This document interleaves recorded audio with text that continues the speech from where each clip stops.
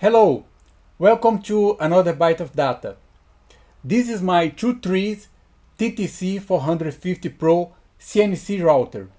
I decided to buy this CNC router because 10 years ago I built one CNC router from scratch using aluminum profile and other very simple electronics.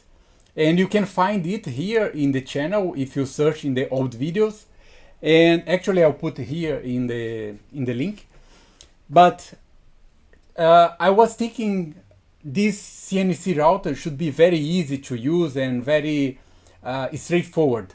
Actually, when I built my previous CNC, I learned a lot, but I didn't play a lot with it because just after build it in a small city, I moved to other city, to other state actually, and then I never played too much with it, and I disassemble it and keep it here in my house.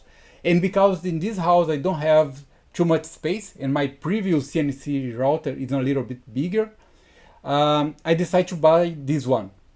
I will show the unboxing, all the details, how to build it from scratch, all the steps actually, not from scratch because it's very easy to build, although I made some mistakes, but it's easy to build compared to build one from scratch.